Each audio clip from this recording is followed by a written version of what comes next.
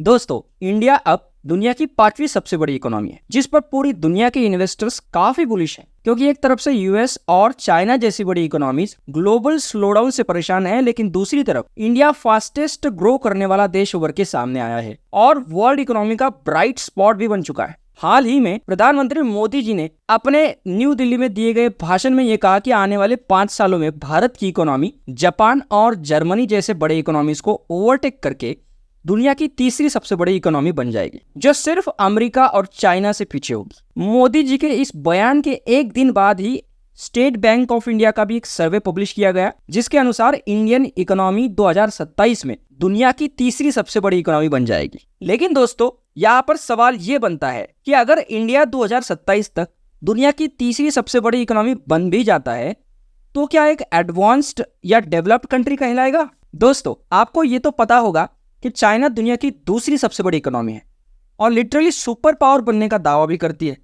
लेकिन क्या चाइना एक एडवांस्ड या डेवलप्ड कंट्री कहलाती है? जी नहीं दोस्तों, आपको यह जान के हैरानी होगी कि एक एवरेज चाइनीज सिटीजन एक एवरेज ब्रिटिश सिटीजन से 4 गुना गरीब है और एक अमेरिकन सिटीजन से 6 गुना गरीब है।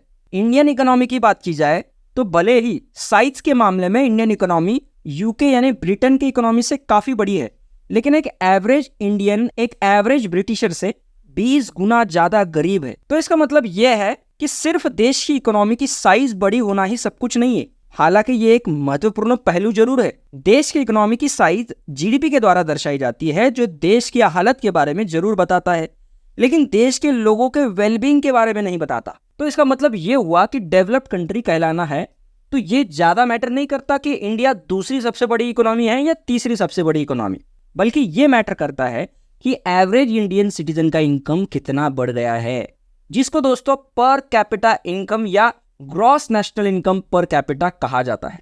हालांकि ये भी सच है कि जीडीपी या इकोनॉमी की साइज बढ़ेगी तो लोगों का इनकम भी बढ़ेगा, लेकिन इससे देश में फैले इनइक्वालिटी यानी आर्थिक विषमता और लोगों के स्टैंडर्ड ऑफ लिविंग के बारे में नहीं पता चलता। लेकिन पर कैपिटा इनकम ये एक ऐसा इंडिकेटर है जो न सिर्फ देश के आर्थिक स्थिति के बारे में बताता है, बल्कि उनके स्टैंडर्ड ऑफ लिविंग को भी दर्शाता है। इंडिया के पर कैपिटा इनकम की बात की जाए तो ये करंटली लगभग $2450 है, जो काफी कम है। इसीलिए India lower middle income country कहलाता है। अगर इंडिया को एक डेवलप्ड कंट्री बनना है तो अपना पर कैपिटा इनकम लेवल्स बढ़ाकर $13,205 के लेवल को क्रॉस करना पड़ेगा, जो अभी के लेवल से 5 गुना से भी ज्यादा है। ये काफी लंबा माइलस्टोन रहेगा इंडिया के लिए। तो ये बात तो साफ है दोस्तों, भले ही इंडिया दुनिया की तीसरी सबसे बड़ी इकोनॉमी बन जाती है तो इंडिया एक डेवलप्ड कंट्री नहीं कहलाएगा। हाल ही में पब्लिश हुए रिजर्व बैंक ऑफ इंडिया ने आरबीआई की रिपोर्ट के अनुसार अगर इंडिया का रियल जीडीपी अगले 25 साल तक हर साल 7.6% से ग्रो करेगा तो ही इंडिया डेवलप्ड नेशन बन सकता है, और इसके लिए हमें 2047 तक वेट करना पड़ेगा, जब इंडिया को आजादी मिली हुए 100 साल बीत जाएंगे। हमें सिर्फ जीडीपी रैंकिंग्स पर फोकस नहीं करना चाहिए। बढ़ते हुए पॉपुलेशन के साथ इंडियन इकोनॉमी की साइज तो बढ़ने ही वाली है। कुछ इकोनॉमिस्ट का तो दोस्तों ये भी कहना है कि चाहे Modi ji next prime minister बने या ना बने, इंडिया दुनिया की तीसरी सबसे बड़ी इकोनॉमी तो बनना तय ही है। हमें अब सबसे ज्यादा फोकस देना चाहिए युवा यानी यूथ की बेरोजगारी पर। आज भी जो इंडिया में लगभग 23% है।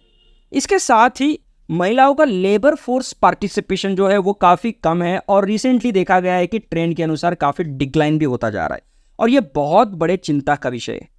लेकिन इन सब समस्याओं के बावजूद इंडिया के पास एक ऐसा ब्रह्मास्त्र है दोस्तों, जो इंडिया को इस डेवलप्ड कंट्रीज के लिस्ट में पहुंचा सकता है। जी हाँ दोस्तों, वो है डेमोग्राफिक डिविडेंड। पूरे दुनिया में युवाओं की संख्या सबसे ज्यादा आपको इंडिया में ही मिलेगी। अगर हम इस डेमोग्राफिक डिविडेंड को सही मायने में यूज करते हैं ना, तो इंडिया के सक्सेस स्टोरी को कोई भी नहीं रोक सकता।